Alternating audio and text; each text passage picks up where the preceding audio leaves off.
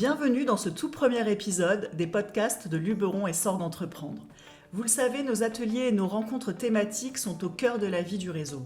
Grâce à ce nouveau support de communication, nous avons décidé de prolonger ces échanges et de les rendre accessibles partout, tout le temps. L'idée est simple, mettre en lumière l'expertise de nos adhérents et vous donner des clés concrètes adaptées à la réalité de notre territoire et de vos secteurs d'activité. Pour ce lancement, nous abordons l'humain à travers un sujet parfois tabou mais essentiel, la santé mentale en entreprise.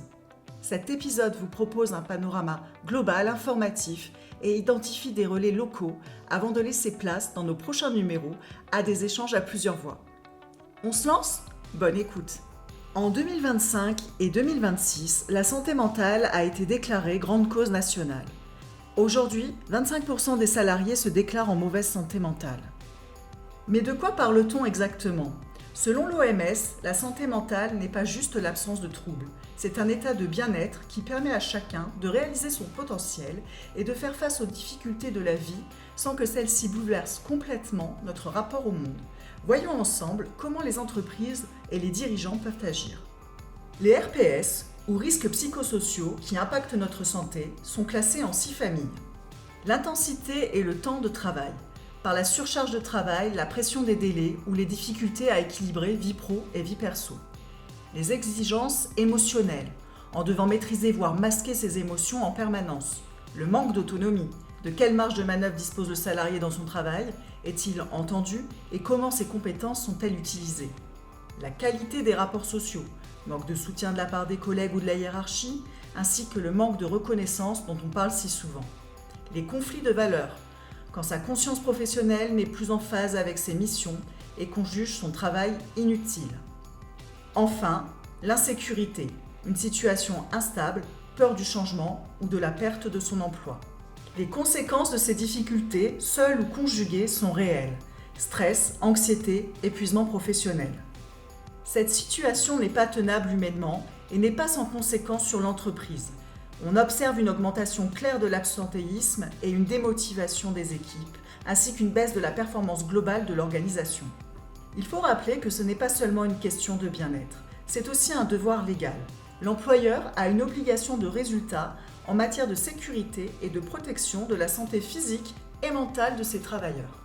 Concrètement, comment pouvez-vous agir ? Voici un plan d'action 360 degrés en 3 étapes. Collaborez avec vos services de santé au travail.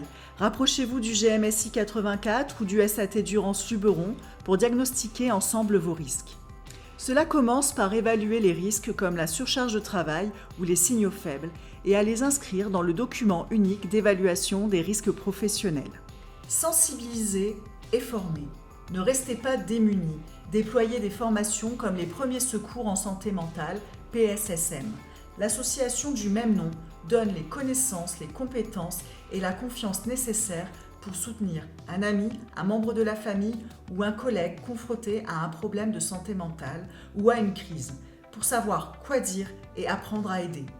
Former des sentinelles en interne pour repérer les signaux de détresse. Soutenir. Faites connaître les dispositifs existants. Pour les salariés, il existe mon soutien psy sur la plateforme Amélie qui permet de bénéficier de 12 séances remboursées chez un psychologue et qui peut être un premier pas. On l'oublie souvent, mais le chef d'entreprise est aussi exposé. Faisons maintenant un focus sur les dirigeants et les indépendants. Des outils numériques gratuits comme Amarok Santé, en lien avec les services de santé au travail, permettent d'évaluer son propre risque d'épuisement professionnel en moins de 10 minutes. Rappelez-vous que vous n'êtes pas seul. Voici les référents à noter dans le Vaucluse.